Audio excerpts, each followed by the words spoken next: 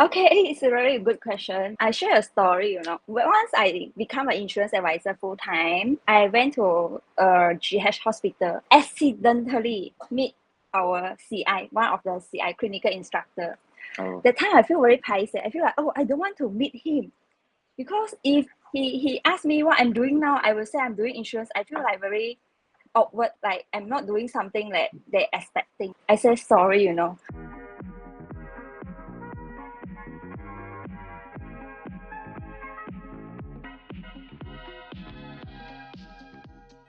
hello everyone. Welcome back to Not Only Diet Talk by myfindiet. At myfindiet, we aim to bring sustainable, healthy dietary behavior for everyone. Welcome everyone again for our episode 19. And as you see in the title, we are going to talk about something that I would say it would be like a double role that a dietitian can be as well. All right. So just want to ask Ameerul, whether do you think nowadays, right, dietitian can they have a two different role in their career? I think personally for myself as well, I Mm. have two things that I'm doing. I think it has no issue, and I've seen a lot of dietitians are doing it as well. So personally, for me as well, I'm having two role as well. So I'm seeing this as like a trend recent. Not I wouldn't say like a trend, but a lot of fresh grad or even some of the dietitians who already work for few years in the industry itself, they are also actually having some call it like side hustle or different role during their free time, for example. All right. So today, we are having one of our senior as well. She's our senior from our school back then, from our university. We both, all of us, graduate as a dietitian, but she started to venture into another role. I think since when she's studying, if I'm not mistaken, and after she graduated from university, she decided to actually venture into an industry where I believe a lot of us will be familiar with it. It's actually as a insurance advisor. All right. So today in this episode, we are mainly listening to her story and also learn from her as well. All right. So once again, welcome our guest, Hsi Chen. Yes, Yeah, let's give a drum hi. round. Hi, Chen. Good Hello. morning.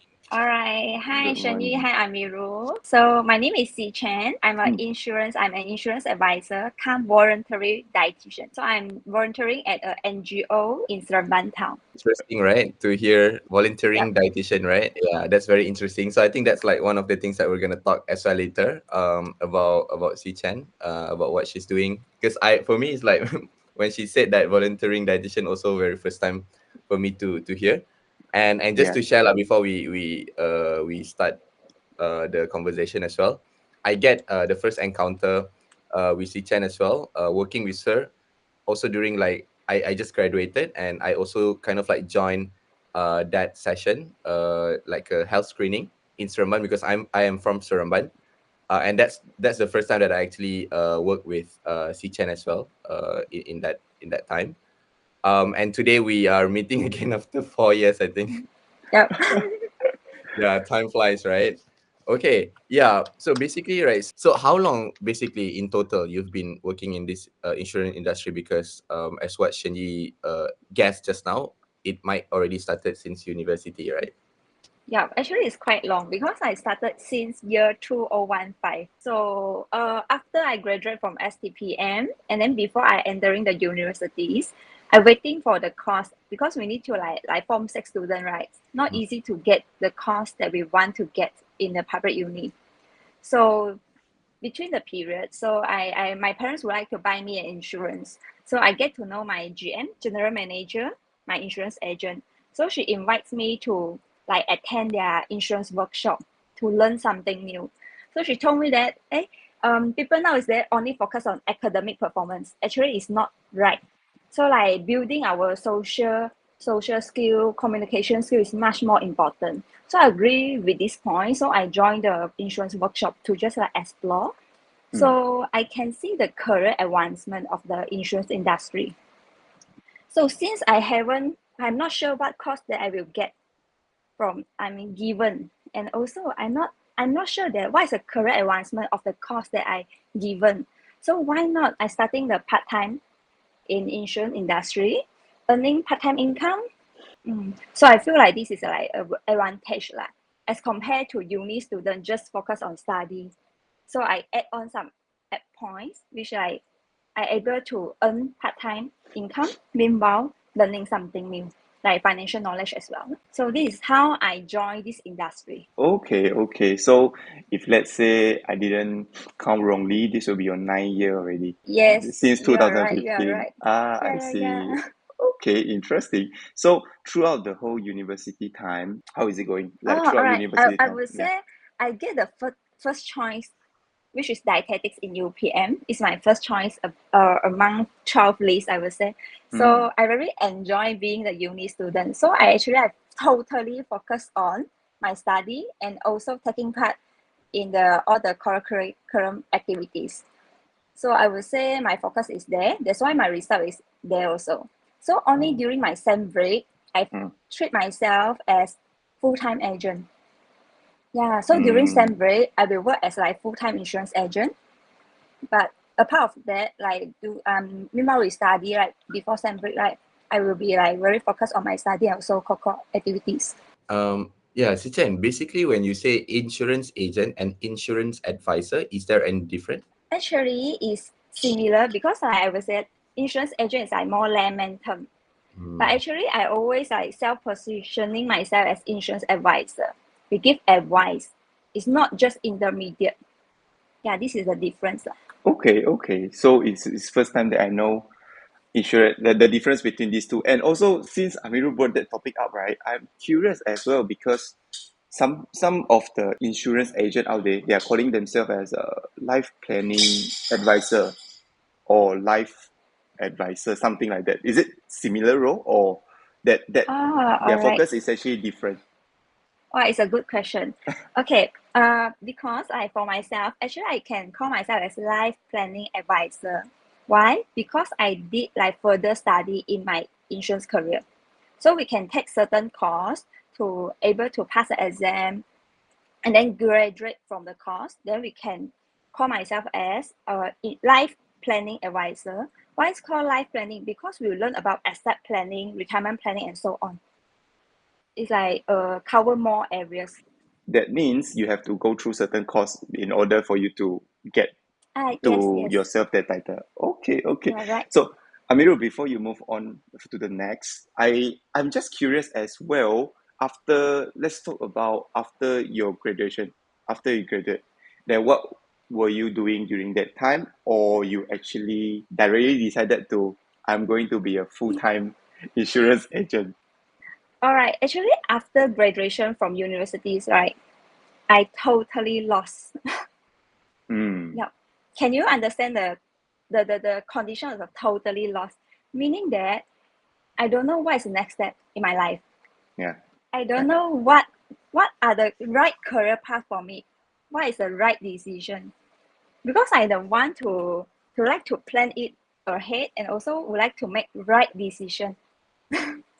Mm, But suddenly I totally lost because I don't know what is the next step yeah. after graduates.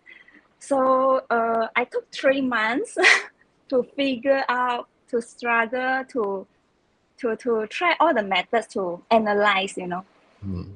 So okay, within these 3 months, I didn't submit any resume. I didn't apply any job because I don't want to start any job without very sure that what I want to do Mm. or who I want to be. So I would say at that time, most of my classmates already start working. Yeah. So what I do, I just like travel to different states to meet my classmates, to have a chit chat with them. Mm. So to ask them, hey, what is your current job? What is your job scope? What is your salary? Are you satisfied and happy with your job? And then what is the career advancement of the job?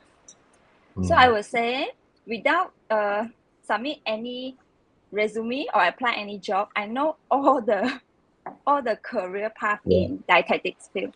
Mm. So like Mm, working in pharmacy, working in hospital, medical sales rep, or in supplement company and so on.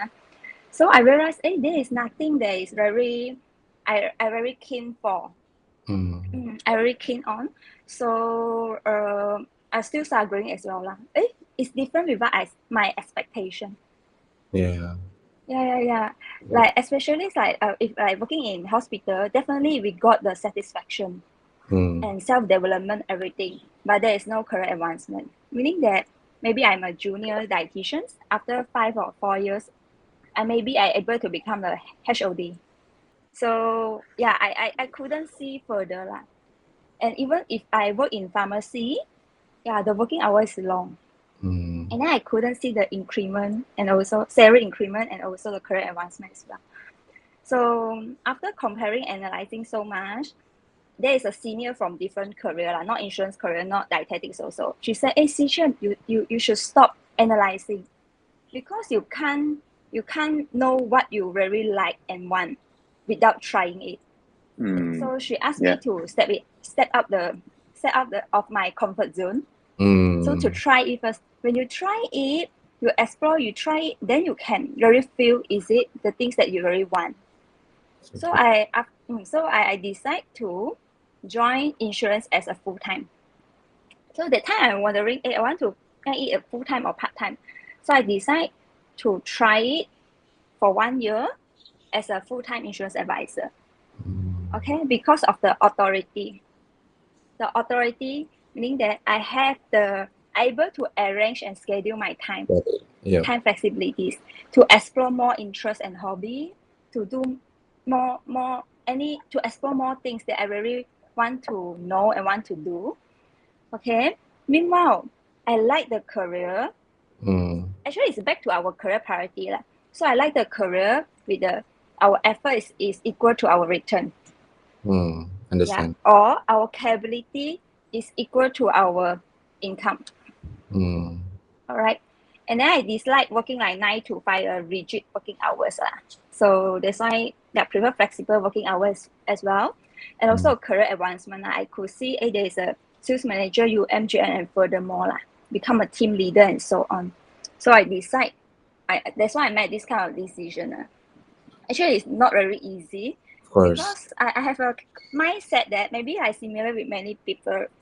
Like, what I study, I should choose relevant job that related to my study so that I won't waste the 4 years time.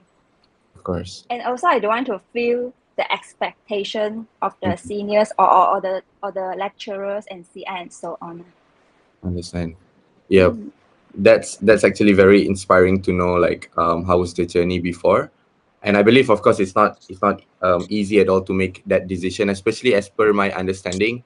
When you first started as a like insurance advisor, you might not get a lot of commission yet, right? Yeah, right. Yeah, so you have to like really start from below, and then you have to find more people and everything. So that is also not easy for you to start, I believe.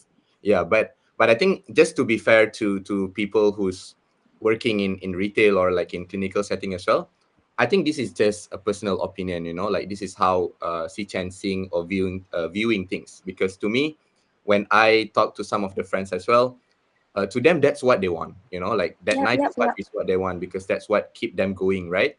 But also, right, Hsi Chen, I'm also wondering in terms of like this whole working in insurance industry, right? You might actually face some stigma, I believe, right? We've heard like, I'm not sure if it's very common in your environment or in your community setting, right? But do you really face any kind of like stigma about being an insurance advisor? Yeah, because insurance advisor, to me, some of the stigma that I heard is like it's like a salespaper, right? So you try to sell the insurance to people. So how do you face it if let's say you face that stigma? And did you, or have you faced that stigma? Yeah. So many people think that you are insurance advisor. Suddenly my good friend becomes an insurance advisor, not a dietitian. They will feel like, I worry that you will hard sell me. Like keep promoting some products and so on. But actually this depends on how we interpret the situations and also our mindset and self-positioning. So for myself, I self-positioning myself as insurance advisor. So I'm doing consultation instead of selling products. Got it. Oh, so I didn't have this kind of issue. Even they say that I will correct them. No, actually I'm doing consultation. All right, I'm not selling your product. Like when there is a new plan, any new product, I will keep selling you, keep sending you information. I'm not doing this kind of thing. I will fact find first. I mean, it actually is a similar step with our dietetic counseling. 4 steps. First step is like doing assessment, right? We are doing assessment also to know your income, your dependence, your expenses. And then secondly, we're doing diagnosis. So at here, we doing like know your needs, financial needs analysis.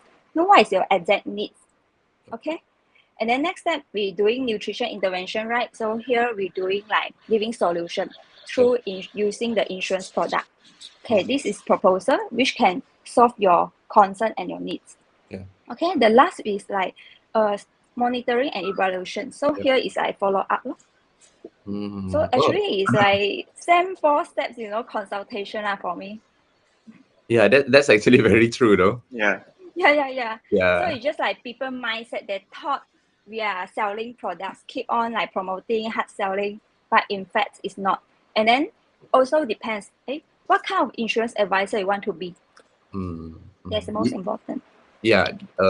When you say what kind of like insurance advisor that you want to be, what kind of that you've seen around, so that like we can understand further about it as well.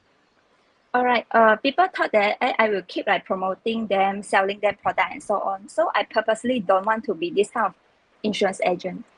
I want to know your needs first. Let's say you are buying property recently. So I will share you about the MLTA, debt cancellations. So like I share the things that is according to your needs and situations. Understand. And you can only do that once you do all that assessment, diagnosis, right? Yeah. So Yes. that's why you said that your style is different because you focus more on consulting. Means that you really listen to their needs instead of like, you are right. I know they have money, I know they just bought a house, so I definitely look to sell the highest price. Got it. Yeah, you're right. Yeah. Yep. Shen Yi. Yeah, this is so relevant. This is so relevant and also relatable with probably what we have studied before. What we learned in our study is just that it is appear right now in a different setting. It's just that in an insurance advisor setting. All right. Okay. So one more thing that comes to my mind about the stigma, right? If let's say, how do you face the stigma of people looking at you, for example, as what you said, you are afraid of you let your lecturer down, for example. You were saying you are changing your career path. So have you faced that stigma? And if yes, how do you deal with it? Which I believe there will be some, for sure there will be some voice around. Okay, it's a very good question because actually I share a story, actually once I become an insurance advisor full time, I went to GH hospital, accidentally meet our CI, one of the CI clinical instructor. That time I feel very paiseh. I feel like, I don't want to meet him because if he asked me what I'm doing now, I will say I'm doing insurance. I feel like very awkward, like I'm not doing something that they're expecting, So, but end up we meet up lor. So he asked me the first question. Hey, what, Hsi Chen, what are you doing now? I said, hey, sorry, I'm doing insurance advisor now, agent or insurance agent now. I'm not doing relevant career. I mean, related to our study. I said sorry, And then he said, why? Why you say sorry? Oh, because I said, because I know you and lecturers guide us very well because you hope that we're working in clinical setting, like especially clinical dietitian. And then he said, no, actually our job is to guide you, all of you, till you graduate successfully. Yeah. And hope you find a job that you enjoy. That's it. Wow. Yeah. So the time I feel like, Nani? Actually, it's totally different with what I expect. So it's like depends. We expect they have this kind of expectation on us, but end up is different. So the lesson learned. Okay, I feel so relieved, and then lesson learned. Sometimes we expect they have this kind of expectation. So what is the right way? Maybe we can cross check with them. Maybe it's just our interpretation only. So yeah. And then he said, hey, insurance agent, this kind of job is very good because your working hour is flexible. Like, hey, you can not need like me. I need to like take leave in advance and so on to go back to my hometown to visit my family and so on. Yeah, at the end, actually, it's back to what are our career priority. I would say there is no best job or best career in the world. Yeah. Wow, that's nice to know about that as well. At least it gives some, you know, like hits up as well to maybe some of our juniors, you know, so that they don't need to feel sorry, you know, they don't need to feel bad about what Mm. they actually want, because at the end of the day, you are prioritizing your own, you know, career or your own self, right? That's cool. Yeah. So maybe we can go further into the second part of this conversation, right? About you practicing, still practicing, as what I understand, in NGO, right? So maybe Yeah. you just want to tell us a little bit more about this NGO that you are working at and what is your role there. Actually, I'm still passionate on dietetics career. That's why I'm thinking once I full time, I'm thinking, is there anywhere I continue doing what I like? It's like dietetics related career and so on.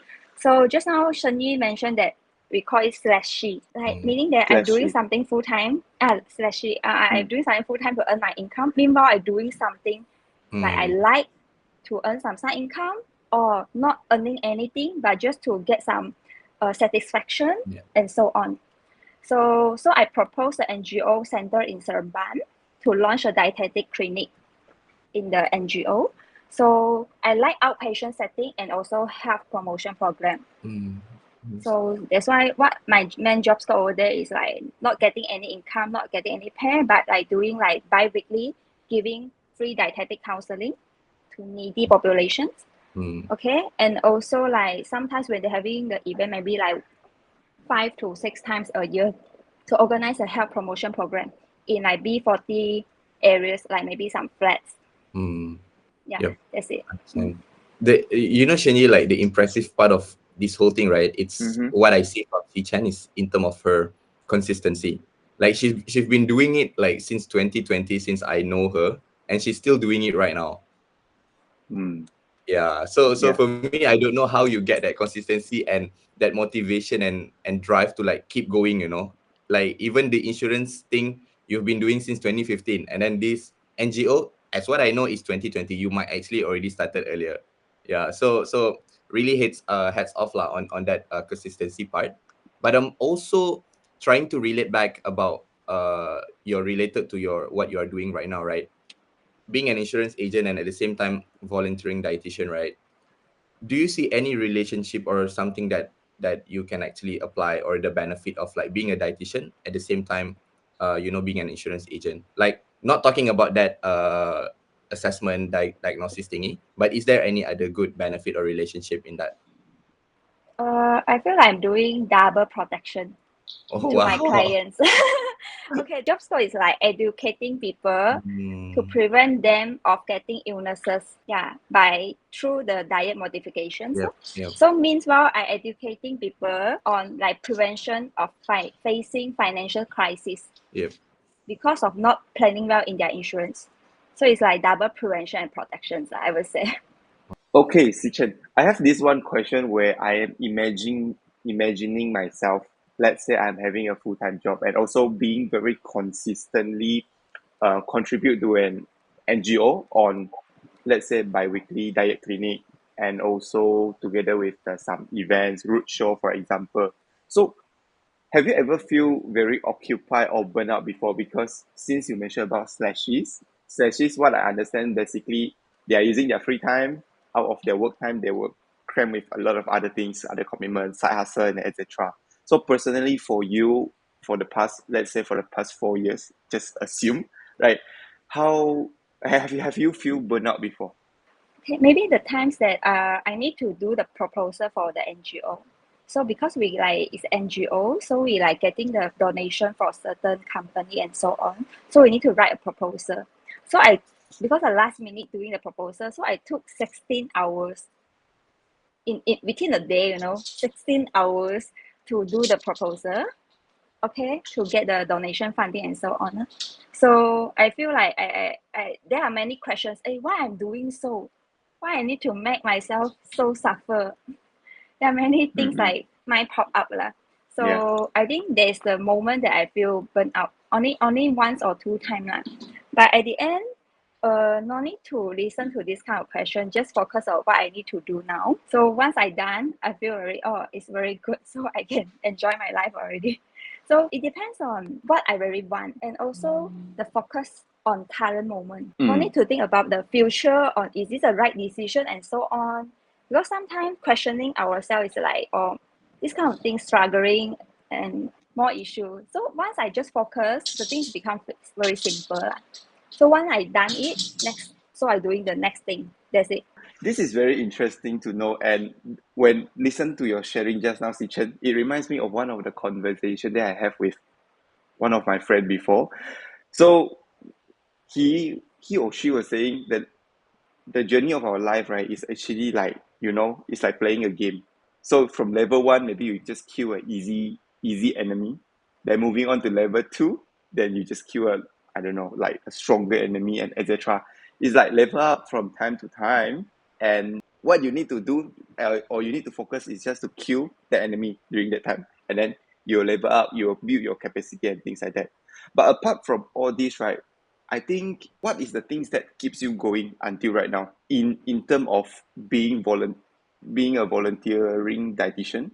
What is the things that keep you going up until right now after 4 years of, when we say no revenue, when we say you're not earning anything, when we say you need to spend a lot more time in planning, for example, for nothing in monetary, for example. So is there any return that comes to you that you feel personally, and also what is the things that keep you going up until now? All right. I will say that I'm doing this voluntary because of like satisfaction and also the appreciation from the clients from the NGO. Because once like we getting the money, we buy the machine and so on, we help them to detect. They will appreciate us. Hey, thank you for having like these kind of things. Let us detect earlier and do the earlier treatment and so on. And also once I giving the consultation, they will feel like very appreciate me. Like when I go out for lunch or dinner or breakfast, when the clients see me, they will treat me. So like the lunch and the bills I don't need to pay. But the amount is very small, but I feel like the happiness, I feel like what I'm doing, they appreciate and it's very helpful to them. And so it's back to who I want to be. I hope that myself in this society able to contribute and provide some values to the society. So this is what I want to be. So I never feel like very difficult to do the things. This is how I make it consistency able to do it. Okay. But also back to our energy management, like you said, sometimes we're doing many things. I know how to say no. So something happen like NGO, like sometimes they will still feel, you are so good. It's like free labor, right? So they will ask me to do many things. So I will say no. I just do the things that I want to do. Yeah. They will ask you to do many admin work, statistic work, even do like research paper. No, this is not the things that I want. I only focus that on the thing that I really want to do. Okay. So this is very important. Maybe sometimes people don't know how to say no, and then that's why energy drain out.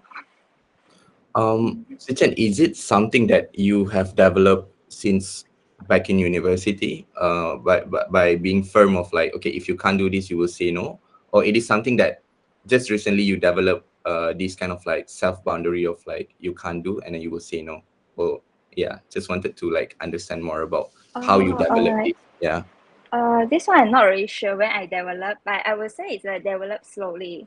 So during the NGO and doing the things, right, they will ask you to do many things. I will do. So when I do, I feel burnt out. And then I will self-questioning, is it the things that I really want to do? What is the purpose I'm here? What is the main intention?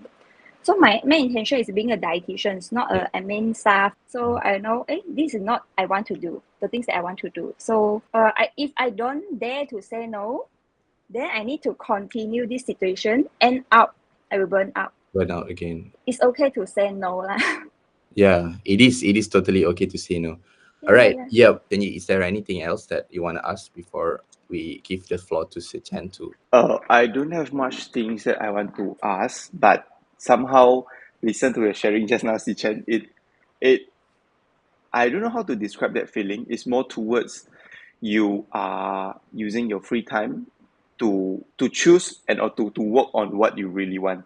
And I think three of us can definitely resonate with the feeling as in us as a someone who provide consultation, especially we are helping someone in needs, and then when they say thank you and when they show their appreciation towards us after we give advice, I guess that rewarding feeling is much more than the monetary feeling that we can get. It's like I think beyond everything, in my own personal opinion lah. Yeah, so I don't have much things to ask, but I just feel like it's a very inspiring story, Yep. and I can see the fire that Hsi Chen is having towards her own life, Yeah. through her own social media as well. But probably, would you want to share some details of your NGO so that we can actually put somewhere? If let's say our audience they would like to contribute in any way, they can join your Yeah. team, or even they can just make some other donation. And what is the Oh, name of the yeah, good NGO? time. Oh, yes, yes, yes. Thank you for giving some time for me for advertise my NGO. Okay, so it's called NSFPA, Negeri Sembilan Family Planning Associations. It's in Seremban town.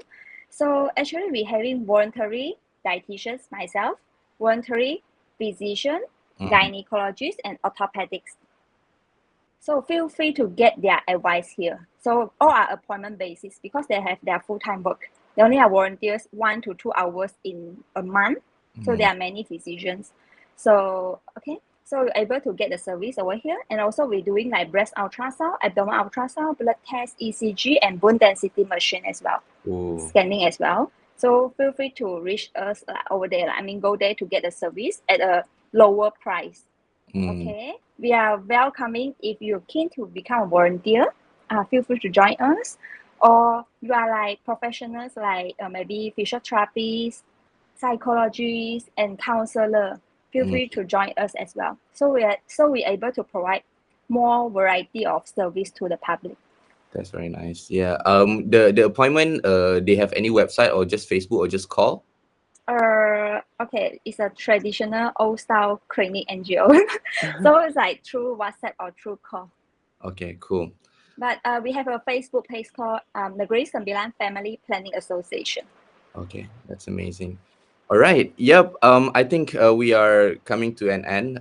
Maybe also Hsi Chen, the last part of this whole conversation, I really want you to have a space for you to like tell the importance of everybody to have insurance or life insurance, whatever term that we have. So it give more awareness to people as well, despite talking about diet, because this is not only diet talk, right? So we want also to create awareness to people about this insurance stuff. So maybe you just want to briefly share about the importance of everybody to have insurance. I would say insurance is a necessity. Do the right insurance planning to prevent ourselves facing a financial crisis. So if anything happens, we have a backup fund from insurance to maintain our standard of living. So this is a smart way to protect our income. So it's a smart way to generate a big funding without using our money. Cool. Yeah. It's a good point, because I believe that when we talk about insurance, it's always about medical card.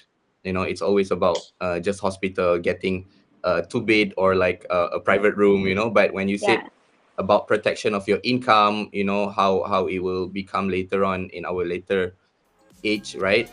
It's a very good a reminder for everyone. Okay, yeah, I think that's about it for our episode today. Thank you so much, Hsi Chen, for sharing. Yeah, it's very inspiring. So yeah, I think don't forget to like, share, and share more about our podcast, so more people will get to know about this profession. Thank you so much. Thank you so much, everyone, and have a good day. Bye Thank bye. Bye bye, you. Thank everyone. you. Bye.